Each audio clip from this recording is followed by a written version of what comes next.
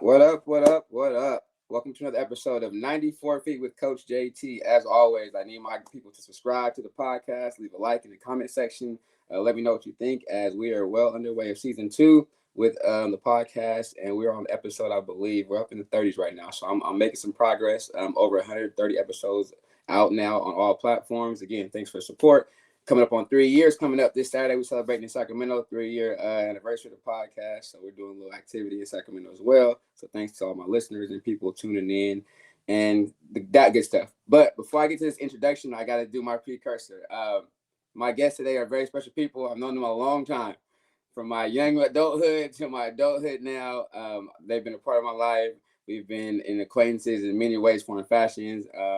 Mr. Kaysen has been somebody we had many conversations with, got a pleasure to work with, do some things with just family friends, man. Like I said, more like family, man. So this interview is definitely dope. Been a long time coming. But also, I will say a little cheat code. I read the bio, and I kind of had to stop myself and read it again. Some stuff, I guess, as you know through podcasts, you don't know enough about somebody until you really have that conversation with them. And it's just before I read it, it just goes to tell what type of people you guys both are. I can give you guys both, I say, your flowers now, right? I appreciate both of you guys for always being around there, looking out, conversations, sports events, hanging out, unforgettable people. So I'm glad to see you guys doing your thing on a major scale right now and also supporting everybody else in relationships and relationship building. So shout out to you guys before I even get started. Big shout out. Thanks. All right, let me read this introduction real quick. They met at a blind date. When they got engaged, Ernie's heart was pierced. Not by Cupid's arrow, but by a seared steak knife wielded by Rhonda's enraged ex-boyfriend after he attacked Ernie. After he attacked her, Ernie miraculously survived 2 open heart surgeries. One saved him, the other to fix the hole in his backside of his heart when they realized the knife went all the way through.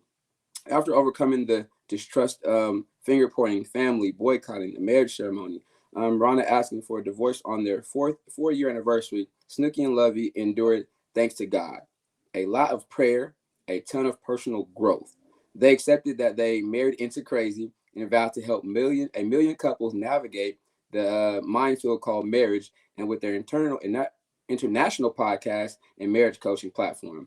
They weave their personal experiences with their method couples, their therapy training, extreme execution coaching certification to help new and old couples alike. Snooki and Lovey co-moderated Dr. E.T. Thomas. Eric Thomas, thank God I'm married, community, and love. Lovey currently moderates a relationship 101 track for Eric Thomas University, but I know them as Ernie and Rhonda. Casey, but also family members, but you guys may know them as Snooki and Lovey. Thank you guys for hopping on tonight. I appreciate you guys. Hey, thanks for having us. We're happy to be here. Thank you. So even just to get into the first part of this, I think it's more set the tone. Just how do you guys survive the first part of this introduction, man? Like just not knowing that for me for over 25 years of my life that I've known you guys, not knowing that, how do you get past that? I know sometimes people in these interviews want to slow play it, but for me, that's something I was like, I never knew. I wouldn't be able to tell based upon how you guys, carried yourself in front of us as young adults and how like parents and people we looked up to. But how did 2 people survive something like that? Through a lot of work, a lot of prayer, a lot of humility, and being open-minded, growth-oriented, right? Being willing to actually change. When we met, I mean, here's the challenge, right? When you first meet someone and you think, okay, is she the one or is he the one? You don't know. But and so what you're bringing into the relationship is all you know, right? So who you were, what you as a single individual. And the greatest challenges people have are making those adjustments. Problem is, I wasn't raised to be a husband. And Snooks tells everybody, she was never taught or raised to be a wife. And yet there we are trying to maintain these roles.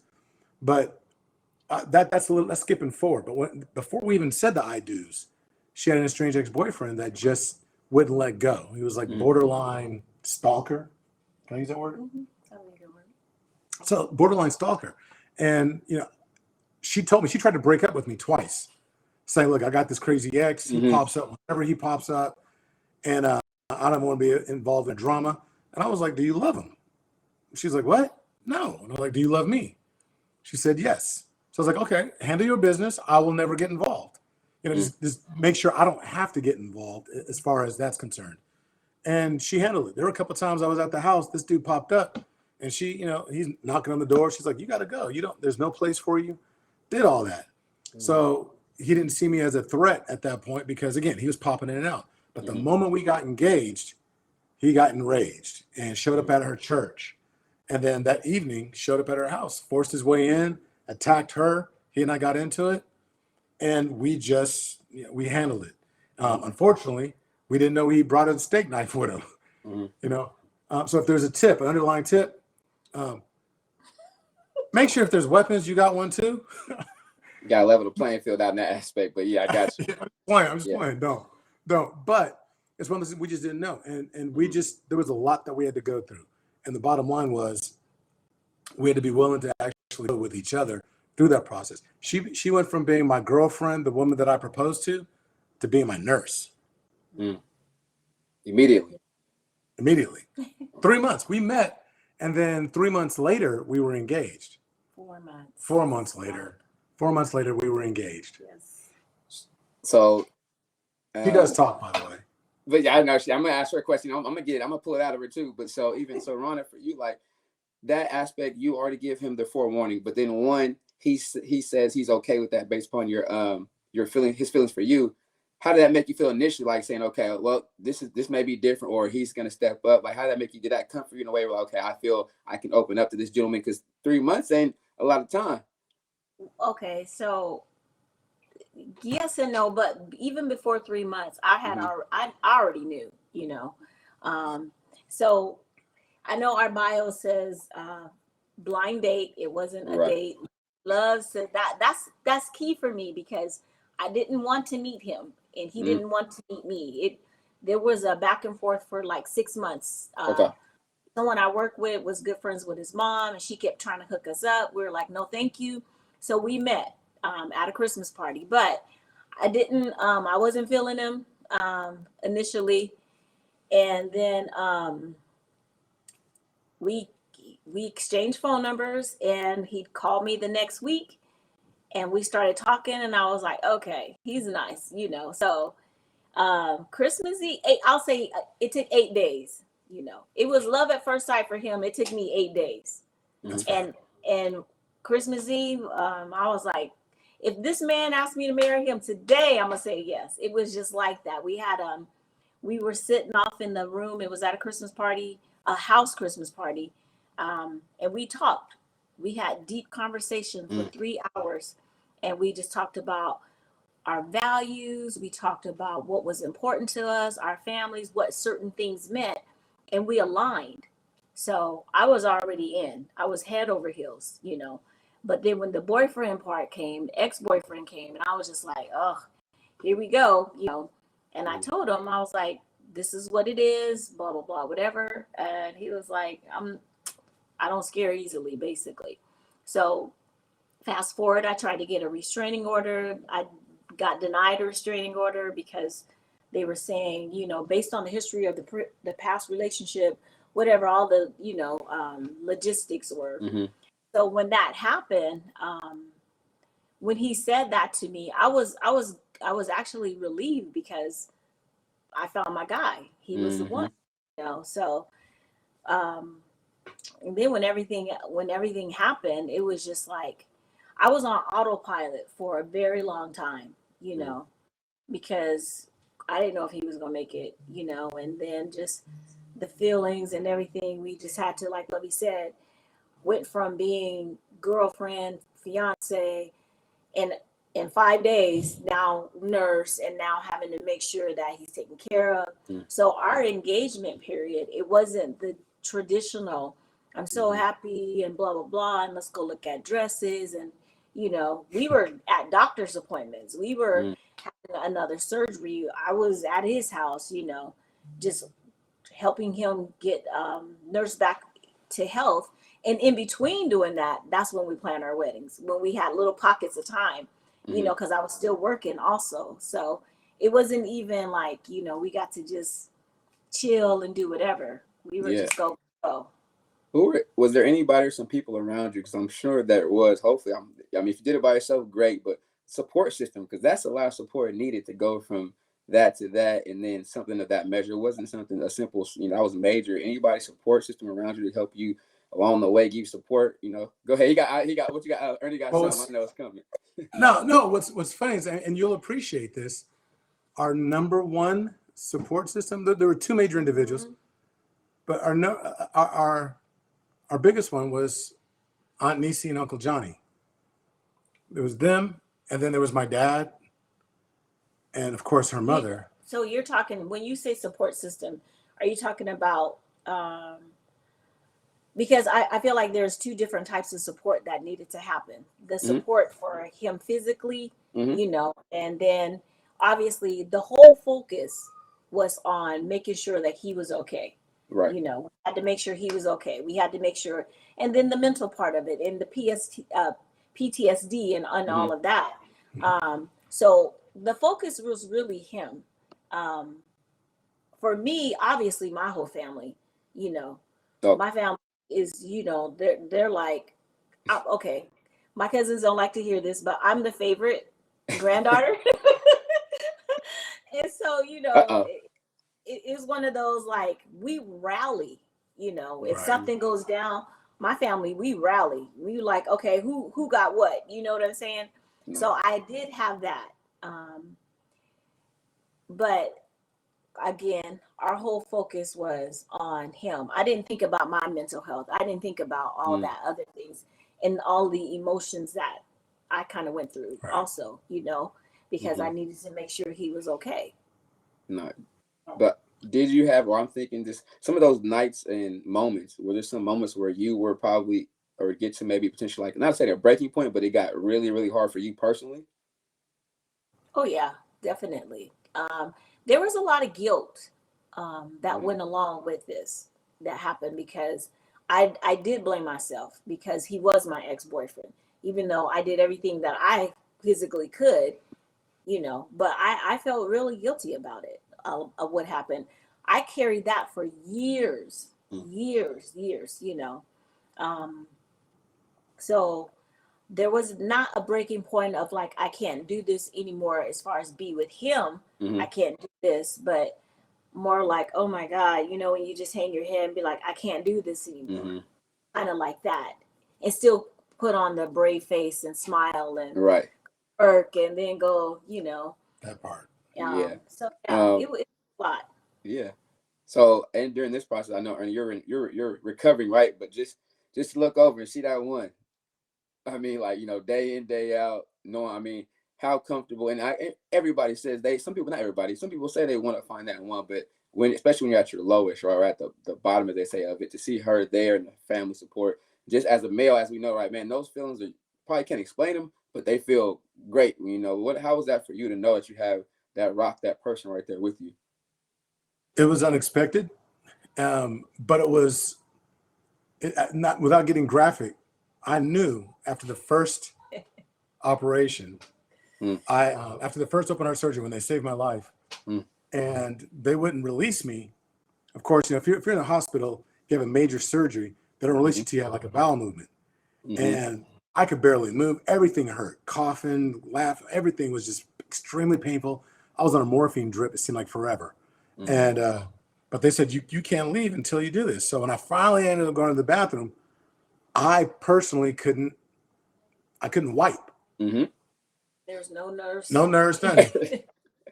Nobody hit the button, nobody coming. Right. And so she was like, I got you. And that moment, I was like, we're not even, there was no marriage yet. And I was like, okay. I'm like, like, she's for real. And I'm thinking to myself, are you real? Because this is like, nobody does this. Sisters don't do that. Right. At least not from my past. Right. You know what I'm saying? Unless they're like already invested. And she stepped right up, and I was like, okay, this is for life.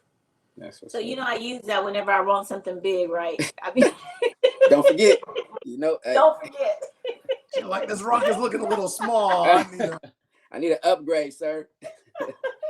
Those are like, as we know, and you guys communicate a lot of people all the time, and just adversities are going to happen, but they're not who we are, but they just make us, they shape us in a shape, form, and fashion. But to go something like that so early, but then also as relationships go, right, that's technically not going to be the only one we go through, right? It's different magnitudes through the marriage. I mean, as far as marriage communication wise, one of my friends, Dwight Taylor, he works on like effective communication.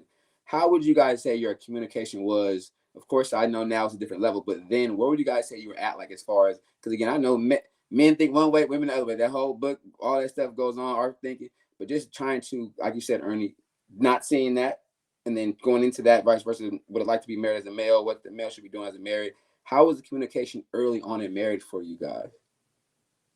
It was ineffective. Extremely. Yeah.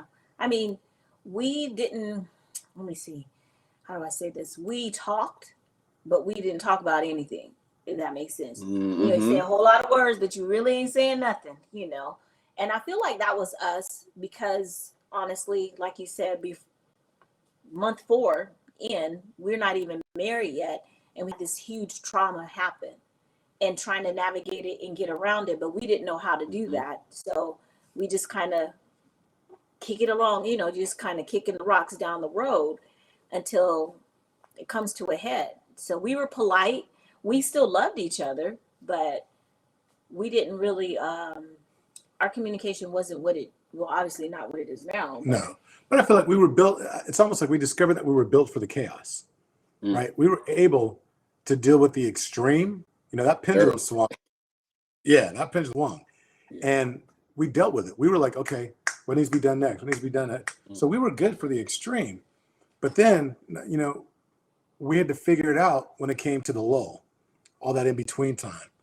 And what we discovered, or at least, was that not only weren't communicating effectively, a big part of communication is listening as well. If things were being said, I wasn't catching it. Mm-hmm.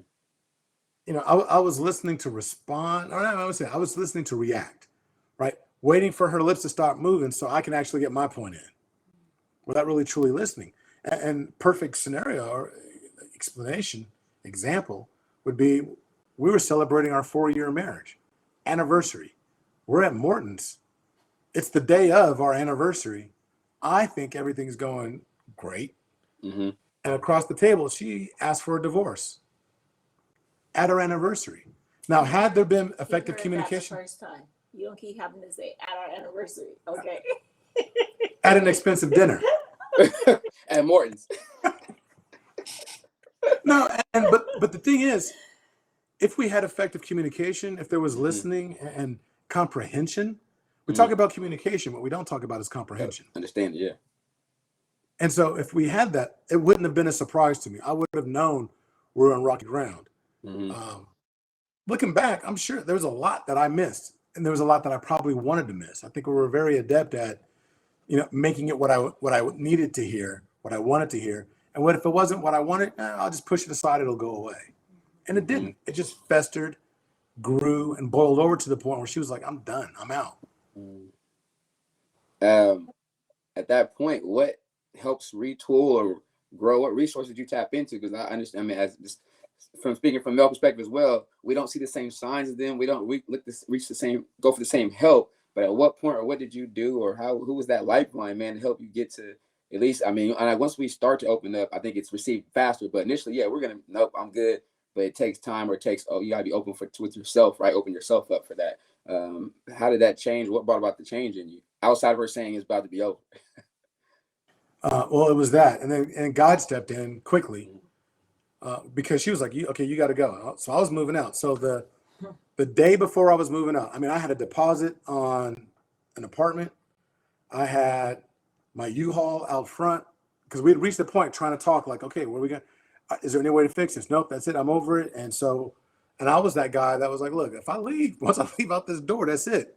Mm-hmm. I ain't coming back. There is no redos, none of that. And she was like, okay, deuces.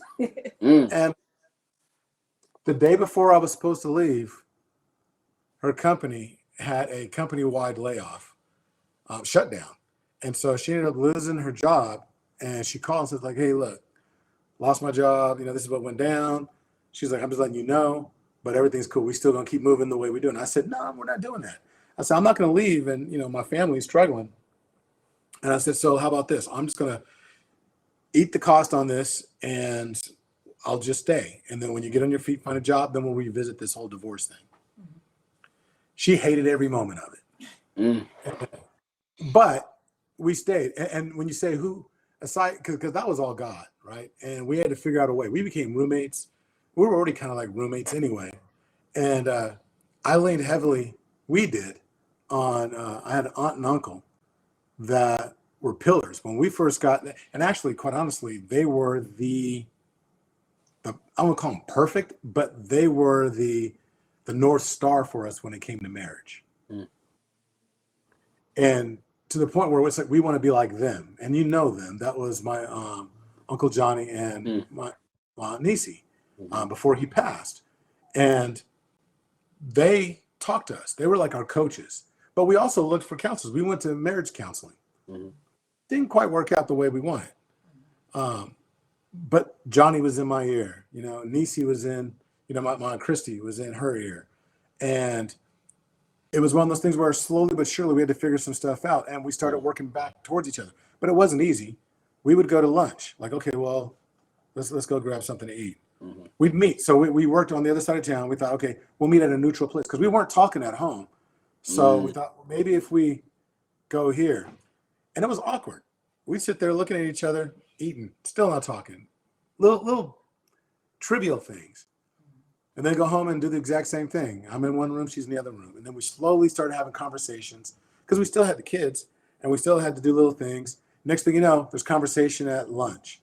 Then my dad stepped up and said, hey, why don't you guys, you know, if you want, you could just eat in the backyard. He had a really nice backyard. So he's like, just come chill. So we started meeting over at my dad's house in his backyard and eating there, like picnicking sort of, you know, in the back and just talking. And then I started looking forward to that. That's my perspective. No, I agree with that. So like Lovey said, I got laid off. I was looking for a job hard too, you know, because I was when I say I was ready for it to be over, I was ready for it to be over. But I did get a job. But in between that, there was like, okay, let's give it a whatever, you know, last heave-ho, whatever. And so we went to we did go to marriage counseling. Didn't do anything for me, but when they found out, she was like, oh no, that's just not gonna do, you know, that's not gonna work. My aunt and uncle. Yeah, sorry. So she was like, you guys come over here, we can talk, we can whatever it is, you know. And I always did like their energy as a couple, you know. Yep. So it was like Lovey, it was a slow, gradual thing. I had to do some reflecting on my own self and be like, okay, so what's really going on? Because if I remember, I'm talking to myself, I remember you prayed about this man. This is who you said you wanted to be with. So, you know, why the sudden change? And it wasn't sudden, but why this? And I had to go back and start putting little puzzle pieces in and thinking about his actions, my actions. And that's when, you know, we're married into crazy, but that's when compassion came in, because key members of his family, I'm like, so if that was the shoe was on the other foot, how would I respond? How would I be? How would I? Right. So I had to learn how to put myself in his spot and say, how would I be if this was happening on his end, looking at it from his perspective? So I was like, aha, okay, well, you know, I can see, cool. So give grace. And then we just slowly but surely, it was like the awkwardness, like we were strangers, you know. Right. And then one day it was just right. I can't tell you what. Yeah, I wish there was happened. A specific formula. Yeah. But I will say that I don't want it to sound like she had to do all the work, like on herself. I had a lot of work to do on myself as well. And, you know, your audience is probably like, well, what did he do? She wanted out. What did he do? And it wasn't infidelity or anything like that. It was that I wasn't stepping up to be the man that I said I was, that I was intended to be, because she didn't feel protected. because there were people in my family that were still pointing fingers at her for the whole incident, even 4 years later. And I was too busy placating everybody, right? I was trying to keep my wife happy, trying to keep my mom happy, trying to keep my grandparents happy, and all this stuff. I'm spreading myself thin and not doing a good enough job with any one of them. And I never really put my wife as the absolute number one. Everybody else back of the line. It was, my wife is important. She's extremely important, but my mom's important too. That was kind of like my mindset. And it was one of those things where I had to shift, where it was like, choose, bro. You got to figure it out. And so chose my wife and said, this is it. This is before God, I said, I do. This is who I want. I was born into my family. I didn't have a say in that, right? So it was one of those things where I took a vow, I took an oath, made a covenant with God. So I had to step up. So I had to have a conversation with other individuals, be like, okay, look, I love y'all. And that hasn't changed. But going forward, we are the center of the universe. The rest of y'all orbit around us. It's not me bouncing from planet to planet to planet. No, this is my planet. If you want to get in where you fit in, and we'll let you know where you fit in. And in doing that actually, then I started to become the man that she deserved. That's definitely good. I heard we mentioned the younger ones in the real quickly. Just how was that bringing up was that something, did you guys plan on having multiples? Was it a one, start at one, or how did it go? Did it jump quick like the other ones? Were they surprises or a little bit of what? Like, how did that work out, bringing the life into the world with the relationship? Well, so it wasn't a jump right in kind of thing. It was just that water. Because when I came in, so initially, a lot of people didn't know this, but I was a single parent. So when we met, my son was about a year old. And then she stepped in and was like, hey, and I had full legal and physical custody. His biological just wasn't in the picture at all. And she came in. And Lovey wanted to have kids like right away. And I was like, no, I don't want to do that. I don't want to do that. And so it was 3 years later. Yeah. Ashanti came.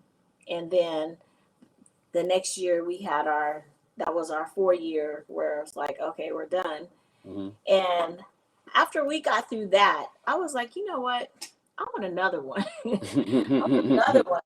And he was like, no, I don't want another one because we have a boy, we have a girl. It's 2 of us. That makes 4. It's even. These were all all his reasons. And I was like, all the vacation packages are built for 4. All the vacation packages, the cars, and then we could sit together. Bro, look, check it out. Go look at Disney. It's always a pack of 4. That's funny. Go look at. I was like, I was being very logical about this. So I was like, no. I just kept telling him, I was like, we're gonna have another baby. And he's like, we're not having another baby. I was like, we're going to have another baby. Like, you have no control over this, right? So let me tell you, he's so funny because he had the nerve went to get our taxes done. And he was talking to the tax guy, Mr. Green. And he was like, so, what's more feasible or economic? Buy a house or have a kid? And so Mr. Green was like, wait, what? And so we kind of shared a little bit. I was like, he wants to buy a house. He doesn't want to have kids. And so he was like, well, I'm going to stay out of that one, And he was like, well, we're not having a kid. We're going to buy a house. So the next year when we went to go see Mr. Green, we bought a house and I was also pregnant. So I was like, you can't control this. We're having another baby. So Mr. Green was like, I see who won that argument. Exactly. Literally, that's funny.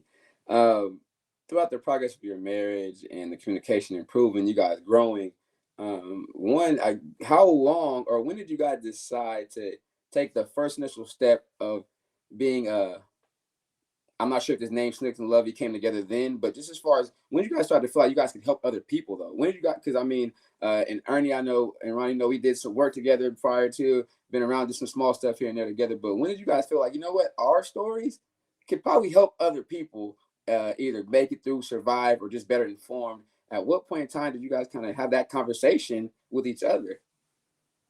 it was real organic, and honestly, it was more. I felt like it was more that people were saying stuff to us, like you guys should do this, or you Mm-hmm. guys that, or you guys, because they came to us, and talked about, I guess everybody, you got stabbed and you almost got divorced, but y'all still together and you still like each other and want to hang out.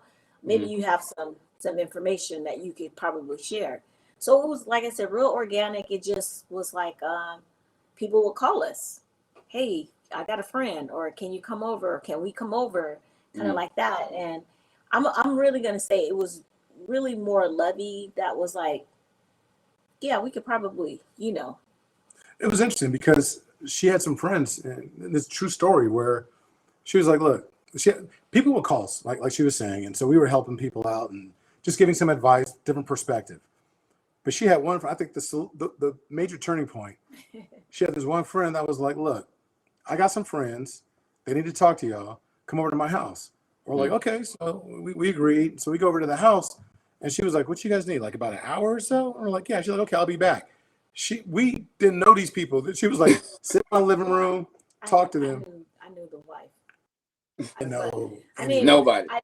She was, but we weren't like, hey girl, let's hang out kind of thing, so. Yeah, and so we ended up sitting there talking with them. We ended up having multiple sessions. Yeah. Being like, okay, when are you guys coming back? When can we do this again? And so we started doing it, and then after a while, and her friend kept saying, y'all should really do this. You really should. And because she had known that we had talked to other people. And so in 2018, I went to a conference. We went to a conference with Dr. Eric Thomas. A lot of people know him as E.T., the hip hop preacher. So we went because I was listening to his podcast, and she started to gravitate towards him. Like, this is cool. They're coming to San Francisco. Do you want to go? I didn't ask her because I just feel like she would have been like, nah, I don't want to go to that. But for her to ask, I was like, yeah, I want to go. So we went, and we did the traditional, okay, look, when we go in here, they try to sell us something. We ain't buying nothing. I don't care what it is. Yeah. And they didn't try and sell us anything. It was just like, hey, you could be the best version of you, blah, blah, blah. And so it was him and CJ and Carl and Jamal was there. That was the first time Jamal ever spoke. And so we're sitting there, and as we were leaving, the call to action was find your passion and just go in on it. Don't hesitate. Just, your calling. It's the one thing that you feel like you can do that gives you energy, doesn't take energy. Do it, you feel more energized and ready to go more. And driving home from San Francisco, I was like, I want to do a podcast. And we're just going to talk about marriage. We're just going to talk about the things we always talk about, have the conversations we have with other individuals. And that was, we weren't even thinking about interviewing couples or bringing on subject matter experts. It was just like, we'll figure it out. The next day, I had a book. I bought a book online from Amazon. It was basically step one, do this. And I was like, okay. And then I just kept going back and forth. It said, do this. I did this. And it was horrible, but we did it. Yeah, but we started. Right. That's the biggest thing I would say. Shout out to Auntie and Uncle, right? It looks like basically they passed the torch to you guys, right? So as people are coming to you for advice, you guys got, so that's definitely a plus. People see you guys vibrant energy, but also willing to share and communicate with others is huge right now. To be able to do this now at this level, as far as this consistency and being one, right? It's good to be wanted for what you are, but people want the information you guys have. How does that just make you feel as a couple or as individuals, just personally being able to pour into other people? Honestly, I love it, and I think that speaks to the passion part of it. I actually do. I love it because I am like a lover of love. Oh my gosh. I love love. I love people in love. I love to see people happy, couples, and not just be married to be married, but to be married and to really be into each other. So I've always been a fairy tale girl. I want my relationship to be blah or whatever. I want it to be this way and not be fake. So when we're able to pour into someone and then we see that they're getting it or they're doing the things that like is making improvements or is helping, I should say, I'm all for it. I'm there for it all day. And it does. It feels good to know that that we recognize the growth that we've had over time, Because it's one thing, we get so caught up, I think, in everything, even when you're coaching, right? Ballers, they want to get to a certain place and they lose sight of the fact of where they began. And they don't see the progress because they're so focused on the goal, the attainment of something. They forget about the journey, that the journey is what is the true gold, right? And that skill set, that situation that you're talking about, the one we all fantasize about, you're out there playing with your boys and you're pulling up talking about Kobe, and that moment, that's far and few between, but it's the grind, it's the work that goes into it. And I love that we talk, we study, we read, we're constantly sharpening our sword. And I love the fact that when we do this, like one of our clients the other night, we were like, look, you've been with us for like 4 years, almost 4 years. Y'all, we cutting y'all loose, okay? And we said, is there truly anything that, because they've done phenomenally well. And like, we think you can fly on your own. You guys are good now. And they're like, nah, we're sticking around. And they gave their reasons why, and it made us feel really good. Okay, you know what? That's fair. But it's to see that progression, that growth in these other couples, because it is a calling. It's something that we said, we're not the brand. Like Married into Crazy, it's one aspect. Right? The other day I was building something out, and then I came to the realization that Married into Crazy is not the brand. It's a lens through which people can see the brand. The true brand is marriage, the covenant. The blessing is the brand, the blessing in itself. And the blessing is the covenant, the marriage. And we're down for marriage. And so this just happens to be one avenue with which we can lift up the covenant of marriage. And so as long as we keep that order in place, I think God will continue to bless us, and we'll continue to have fun in doing this because we do enjoy it. That's what's up. Both of you guys have vibrant energy with others and people. Is that something that you would say, do you guys have to work on that skill? I mean, sometimes it's natural. I'm an energetic person too, but also in what you're doing now when you're communicating with people or doing presentations, how do you keep finding the daily energy to either bring it back to that same level, or how do you just find the energy daily to keep going? What's the motivation daily now? Because I know listening to people, I know on this podcast now, some nights are tired, some days are long, or going out public speaking, it gets fatigued. How do you find that to keep going? I don't know. Red Bull gives me wings. Red Bull, you heard it here first. You got to give us some wings over here. I'm shouting y'all out. Right. It's funny that you asked that. We went to New York a couple of weeks ago for a mastermind, and it was with one of ET's right-hand people, and it was one of those things where she didn't want to go. She was like, I'm over it. I got school. I'm in my master's program. Why do I have to go again? Why can't you just do this? And I gave the reasons, like, there's a lot that we're going to be doing, and it's crucial for you to be there. When she got there and she was in the element, she was there. Yeah. But it's that process, right? It's the fact that we have to say yes even when we don't feel like it, if it's aligned with our calling. Now, if it was just to be doing stuff for the sake of doing it, she could be resting somewhere else. Yeah, she'd tap out. And there have been times too where we feel like, I'll be honest with you, where I've been like, I don't want to do this anymore. There's times where you podcast and the numbers dip and you're like, who's even listening? Is it even worth it? I'm putting in all this work, editing, this, that, and the other. And, I'm doing this work to get us a keynote. And then out of the blue, something will happen. I call it like a godly nudge, an angel nudge.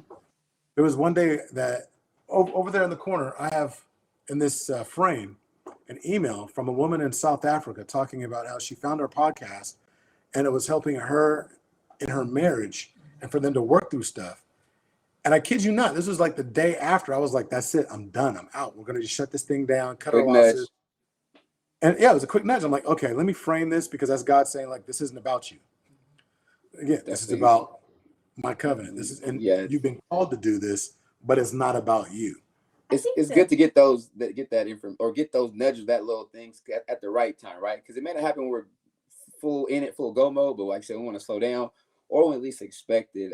Definitely, I understand, and it makes it's internal, right? It's like, okay, whew, because people think it's you making money. Nah, you supporting. We independent. Or I'm independent, so I'm putting my own other work money to the podcast. But to hear, I've been a professor now for 6 years, and I actually had one of my students, not my students, but kid in the school was like, "Ain't you Coach JT?" And I was like, "Yeah, that's me." And he was like, I listened to your show. You had somebody, one of the kids from Sacramento, Marcellus, is a big YouTuber, basketball. He's like, man, I watched that episode over and over. I was like, wow, I don't know the key. So I think those moments are ones, you know what? That's right here forever. Like that was, he was like, I said, you know what? What's your name? I'm gonna shout you out. He said, you what? I said, yeah, I get your shout out on the show. But just that type of influence on somebody who you have not seen or don't know personally is definitely one of the reasons why I know for sure I as well just, keep going, because people go, hey, just keep going, man. If it's one listening, that's all you need. And I'm like, you know what? I can rock with that, because I mean. That's right.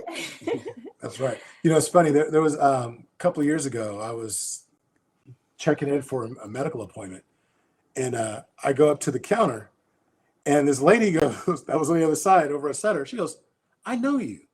And I'm looking at her like, no, you don't. No, I don't know you, man. Don't get me in trouble. She's like, no. She's like, I know you. She's like, don't you have like a show, like a podcast or something? I'm like, yes. She's like, I knew it was you. She's like, I listened to you. I watched. She's like, yeah. And I'm like, how did you even find us? She's like, oh, I'm just looking for some, something to listen to about marriage. And I'm like, for real? She was like, yeah. She goes, and then I started following you on social media. And I'm like, okay. It was just random as can be. But it's like you said, those nudges. It's those things that make a difference. And then even now and then, we'll have certain people that just unexpectedly we didn't think give any support whatsoever for what we're doing. We'll make a comment like, oh, I was listening to the episode the other day and you said this and that really meant something to me. I'm like, wait, you listen? That's dope. You want to donate? No. Yeah, please do. That's good. And while now we got a second though, please let everybody know where they can find your information at, man, because this is only a nugget, people. So I'm telling you, they have a ton of information now. They're constantly doing lives. They're constantly traveling, getting better engagements and doing things like that. But I want to let everybody know, where can they find the information now and website information like that? Go ahead. I'll make it easy for you. The easiest place to find us is at marriedintocrazy.com. Hey, everything one-stop shop. Yeah. One-stop shop. Everything is there. If you want to listen to the podcast, go on YouTube. Please support YouTube. Everything we do is at Married Into Crazy. So whether it's IG, YouTube, LinkedIn, Facebook, it's all Married Into Crazy. But if you go to the site, that's your gateway to everything that we do. We've got gear, we've got coaching. If you don't want to do couple-to-couple coaching live, like on Zoom or whatever, there's an opportunity where we develop something to where you can have 18 videos. It's kind of like go at your own pace in your own living room without having to worry about judgment. We don't judge, but that's always in the back of somebody's mind. Yep. There's an opportunity there to do that as well. So I can actually send you a link, down the road, JT. Okay. Yeah, for sure. And definitely, like I said, all the information, as we know, this platform got to call the website information on the release of the episodes and stuff like that.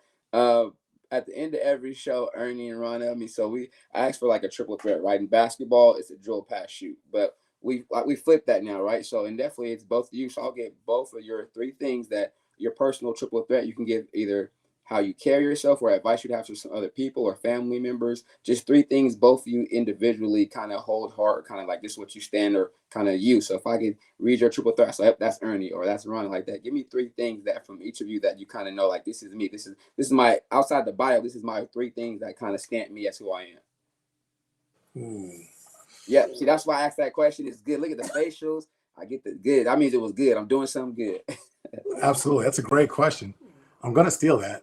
I'll say for me, it's, let me do it this way. Let me come at you from a husband, a guy that's faced divorce, and we were able to recover from that.